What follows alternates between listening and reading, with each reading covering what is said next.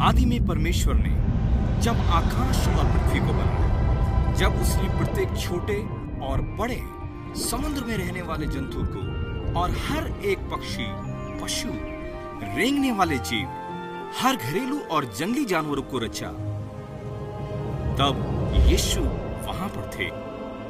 जब परमेश्वर ने मनुष्य को अर्थात पुरुष और स्त्री को अपने स्वरूप में रचा, तब यीशु वहाँ पर मौजूद थे। जब परमेश्वर उन्हें फलदायी होने और पृथ्वी पर भर जाने के लिए कहा, तब भी यीशु वहाँ पर थे। यीशु परमेश्वर के साथ थे और वो परमेश्वर थे और कोई भी वस्तु उसके बिना नहीं रची गई थी। उन्होंने परमेश्वर की आज्ञा का उल्लंघन किया, तब पाप और मृत्यु ने संसार में प्रवेश कर लिया और मानव जाति परमेश्वर से अलग हो गई। लेकिन परमेश्वर ने यह वायदा किया था कि एक दिन एक बालक का जन्म होगा जो सर्प के सिर को कुचलेगा। वे बालक यीशु थे। एक समय आया जब परमेश्वर ने अब्राहम नामक एक धर्मी जन के साथ वाचा बांधी। उन्होंने अब्राहम से प्रतिज्ञा की कि उसके वंशजों के द्वारा संसार की सारी जातियां आशीषित होंगी। वो वंशज यीशु हुए। बहुत वर्ष बीतने पर परमेश्वर ने अपने नबी यशाया से कहा, एक कुमारी एक बालक को जन्म देगी और उसका नाम अद्भुत युक्ति करने वाला, सामर्थी परमेश्वर, अनंत पिता और शांति का राजकुमार होगा। नियुक्त समय पर जिब्राइल नामक एक स्वर्गदूत कुंवारी मरियम के पास आया और उसने मरियम से कहा कि वो पवित्र आत्मा के द्वारा गर्भवती होगी और एक पुत्र को जनेगी और वो बालक परमेश्वर का पुत्र कहलाएगा। मरियम ने एक बालक को जन्म दिया और स्वर्गदूत द्वारा दिए गए निर्देशानुसार उसने उसका नाम यीशु रखा। एक स्वर्गदूत कुछ चरवाहों को भी दिखाई दिया जो उस जगह अपनी भेड़ों की रखवाली कर रहे थे। उन्होंने उन्हें बताया कि बैतलहम में एक उद्धारकर्ता का जन्म हुआ है और वे उसे चरनी में एक कपड़े में लिपटा हुआ पाएंगे। जब यीशु 30 वर्ष के हुए, तब यूहन्ना नामक एक व्यक्ति ने उन्हें बपतिस्मा दिया और उस समय पवित्र आत्मा एक कबूतर के रूप में उस पर उतरा। उस समय आकाशवाणी हुई, ये मेरा प्रिय पुत्र है जिससे मैं अति प्रसन्न हूँ। यीशु ने बुद्धि और समझ के साथ परमेश्वर के बारे में लोगों को सिखाया। उसने लोगों को चंगा किया, भीड़ को खिलाया, दुष्ट आत्माओं को निकाला, वरन उसने मुर्दों को भी जिंदा किया।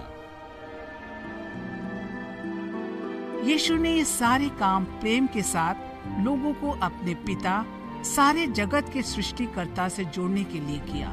लेकिन उसके अपने लोगों ने उसे तुच्छ जाना। उसे बंधक बनाया गया, उस पर थूका गया और उसे अकारण ही मारा गया। उसके सर पर कांटों का ताज पहनाया गया। जब रोमी अधिकारियों ने यीशु को छोड़ने का प्रस्ताव रखा, तो उसके अपने लोगों ने इनकार कर दिया। उन्होंने जोर डाला कि उसे क्रूस पर कीलों से ठोक दिया जाए। इसलिए एक रोमी गवर्नर पोंतियुस पिलातुस ने यीशु को क्रूस की सजा दी। यीशु को गुलगुता की पहाड़ी तक अपना क्रूस उठाकर ले जाने के लिए मजबूर किया गया। उसके हाथों और पैरों में कीलें ठोककर 2 डाकुओं के बीच में मरने के लिए छोड़ दिया गया। लेकिन जब यीशु क्रूस पर ही टंगे हुए थे, उसने अपने पिता से ये कहते हुए प्रार्थना की कि वो उसके सताने वालों को क्षमा कर दे। आकाश अंधियारा हो गया और बहुत घंटों तक क्रूस पर टंगे रहने के बाद यीशु ने कहा, पूरा हुआ। तब यीशु ने अपना सर झुकाकर अपने प्राण त्याग दिए। उसने संपूर्ण मानव जाति के लिए अपने लहू को बहा दिया। धरती हिल गई और मंदिर का पर्दा ऊपर से लेकर नीचे तक 2 भाग हो गया। उसकी देह को क्रूस पर से उतारकर सन के कपड़े में लपेटा गया और उसे कब्र में रख दिया गया। कब्र के द्वार पर एक बड़ा पत्थर लुढ़का दिया गया और रोमी सैनिक उस कब्र की रखवाली करते थे। लेकिन तीसरे दिन एक स्वर्गदूत ने पत्थर हटा दिया। यीशु मुर्दों में से जीवित हो गया